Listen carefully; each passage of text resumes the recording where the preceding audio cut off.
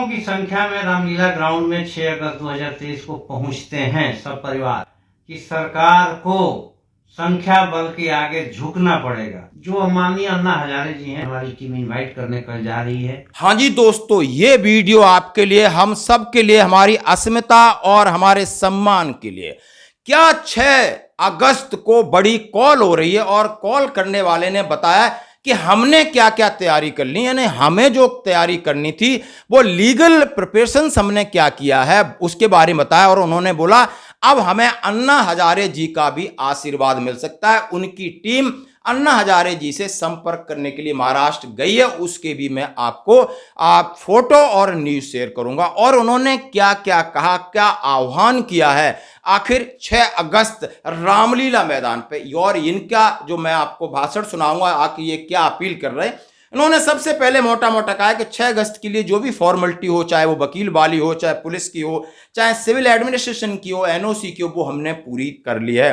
और इस महारैली ये है, ये मेरा व्यक्तिगत नहीं है, ये सभी यानी 25 से 30 लाख पूर्व सैनिक और वीर नारियों की अस्मिता का सवाल है। और जब तक आप यहां आकर के अपना संख्या बल नहीं दिखाओगे तो सरकार झुकने वाली नहीं है।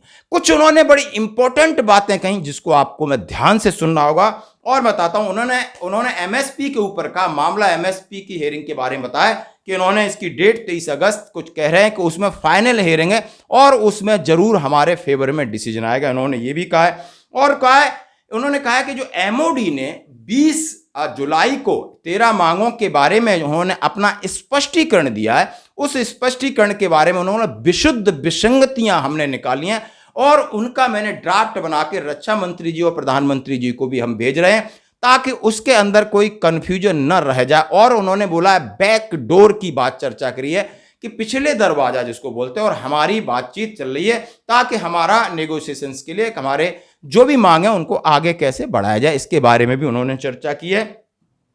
और सारी बात कही कि लगातार उन्होंने कहा है अब मुद्दे को गंभीरता बढ़ाने के लिए हमें रामलीला मैदान पर जो महाकुंभ है उसमें महासहयोग विद फैमिली के आना। उन्होंने कहा है कि वीर नारी हो, आपका परिवार है, सबका स्वागत है, वहां पे आ सकते हो। ये सारी चीजें उन्होंने अपनी भाषण में कही, अपनी बात कही, बड़ा आह्वान किया है कि जैसा हम सभी समझते हैं कि 23 जुलाई को एक जबरदस्त जंतर मंतर पर प्रदर्शन हुआ था, बट यहाँ बड़ी स्केल है, बड़ा मैदान है, यहाँ लाखों के सैनिकों के लिए आह्वान किया, सबको जुड़ने की जरूरत है, सभी एकजुट हो जाएं तो बात बन सकती। दोस्तों साथ ही आप बालक राम शर्मा जी हिमाचल यूनाइटेड फ्रंट के जो अध्यक्ष हैं, उन्होंने बात कही है कि 6 अगस्त की अपनी प्रिपरेशन के बारे में कहा है कि एमओडी ने जो 20 जुलाई को वो हमारे रिजेक्ट नहीं किया है, उन्होंने हमें अपनी पॉलिसी के अनुसार जवाब दिया है और आगे हमें सभी ने एकजुट रहना है और संघर्ष को जारी रखना है। हमें हताश नहीं होना है, हमें निराश नहीं होना है, हमें लगातार आगे बढ़ते जाना है। ये भी आप पूरा सुनिए, इनका भी आप पूरा सुनिए। और बात कहूंगा कि सभी संगठन बड़े पहल कर रहे हैं कि दोनों संगठन एक मंच पर आकर के अब आगे बढ़ने की तैयारी है। यदि आज नहीं तो कभी नहीं, बात रही अब अन्ना हजारे जी की। आपके साथ मैं फोटो शेयर कर रहा हूं, समझ सकते हो कि अन्ना हजारे जी का यदि स्वास्थ्य अच्छा हुआ तो वो आएंगे, यदि उनका आशीर्वाद मिलता है इस मुहिम को तो बड़ा बल मिलेगा। क्योंकि सामने से न तो सरकार का कोई नुमाइंदा, न सरकार का कोई मीडिया बड़ा चैनल हमें इस तरीके का कवरेज दे रहा है, या हमें सिर्फ सोशल मीडिया और नॉर्मल यूट्यूब के भरोसे हम अपनी बात को रख रहे हैं। लेकिन इतना बड़ा आंदोलन है, मुद्दे वही हैं, सैनिक वही हैं, तारीख बदल रही है, न तो लोग बदल रहे हैं, एक आध चेहरा बदल जाता उससे क्या फर्क पड़ता है, लेकिन सरकार अभी तक अनसुनी करती जा रही। दोस्तों इस वीडियो को ज्यादा से ज्यादा शेयर करें क्योंकि ये सैनिकों की अस्मिता का सवाल है। हमें एकजुटता और संगठित होकर के इस रैली को भी हमें सफल बनाना, ये आह्वान है, ये आग्रह है और हमारे आपके हक के लिए आज नहीं तो कभी नहीं। धन्यवाद। जय हिंद। मैं Veer Bahadur Singh, chairman United Front of ex-servicemen. आपको मैं सूचना दे दूं कि एमएसपी के केस में जो कि 23 अगस्त को फाइनल हियरिंग है, जो भी अतिरिक्त दस्तावेज हम लोगों ने आरटीआई के थ्रू अन्य माध्यमों से इकट्ठा किए थे उसको एफिडेविट के फॉर्म में माननीय उच्च न्यायालय नई दिल्ली में फाइल कर दिया है। दूसरी सूचना यह है कि जो भी 6 अगस्त की रैली के लिए जो भी रामलीला ग्राउंड में औपचारिकता है, चाहे बुकिंग का हो या पुलिस का एनओसी हो, वो हमने ऑब्टेन कर ली है। अब आपको इस महारैली को सफल बनाने में जुट जाना है। ये रैली मेरी व्यक्तिगत रैली नहीं है, कुछ संगठनों की व्यक्तिगत रैली नहीं है, ये देश के सभी संगठनों के और 28 से 30 लाख पूर्व सैनिक और वीर नारियों का रैली है, उनका आंदोलन है और उनको ही सफल बनाना है। अगर आप लाखों की संख्या में रामलीला ग्राउंड में 6 अगस्त 2023 को पहुंचते हैं सब परिवार,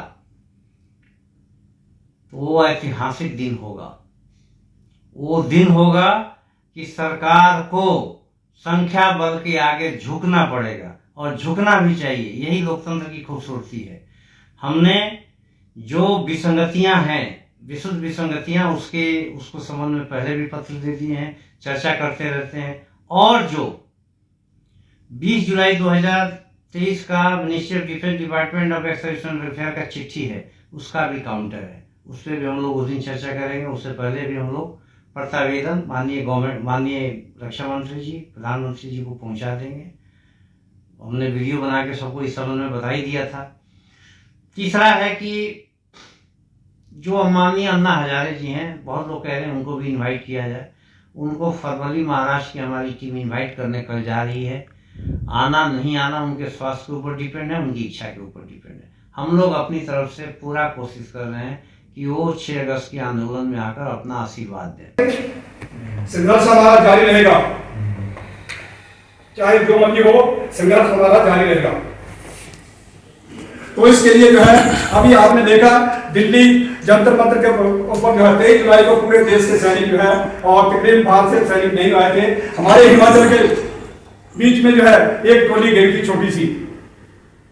उसमें हमारे प्रदेश चेयरमैन जो है कैप्टन जगदीश वर्मा जी गए हुए थे और उन्होंने मंच से बोला है कि नहीं जो है हमारे देश के, हमारे हिमाचल के सैनिक, बहुत सारे सैनिक आने के लिए तैयार थे, परंतु बाढ़ की वजह से खड्डे नाले बहुत खतरनाक स्तर पर जो है रोड टूट चुके हैं, बारिश लगातार चल रही है, जिस कारण जो है हमारे सैनिक नहीं आ सकते। और इस पानी का असर है, आपने देखा पंजाब में देखा, हरियाणा के देखा, दिल्ली के बीच में देखा। दिल्ली कितने दिनों से दिल्ली डूबी हुई थी, तो वो सभी जानते थे, सभी ने इस चीज को महसूस किया कि नहीं हिमाचल में बहुत भारी नुकसान हुआ, जानी माली नुकसान हुआ हमारा जो है हर स्टेट में हुआ, परंतु सबसे ज्यादा जो है कुल्लू मनाली जो है मंडी के बीच में, पालमपुर चंबा सांगला दिल्ली के बीच में जो है सोलन में ऐसे जो है भारी नुकसान हुए हैं। तो इन चीजों को मद्देनजर रखते हुए और राजनीति से हटकर जो है हमें जो है आगे की रणनीति के बीच में जो है काम करना है। तो हमारा मुख्य उद्देश्य यहाँ पे मीटिंग करने का उद्देश्य ये था कि नहीं हम लोग जो है 6 अगस्त को जो है यूनाइटेड फ्रंट ऑफ एक्स-सर्विसमैन के चेयरमैन वीर बहादुर ने जो है दिल्ली रामलीला मैदान के लिए प्रोग्राम रखा है। उसके लिए पूरे देश के लिए कॉल किया कि जितना भी सैनिक जो है, वीर नारियां, वो सभी जो है वहां पे आए और अपना सहयोग देंगे, ताकि जो है हम सरकार के ऊपर जो है अपना जो है दबाव बना सके। केंद्र सरकार जो है तो ये पता लगे कि नहीं केंद्र सरकार जो है जो सोई हुई है, जागी नहीं है, उसके ऊपर उसको जो है हमारे संख्या बल से एहसास हो कि अगर ये सैनिक जो है कल को हमारे खिलाफ चले जाएंगे तो क्या होगा।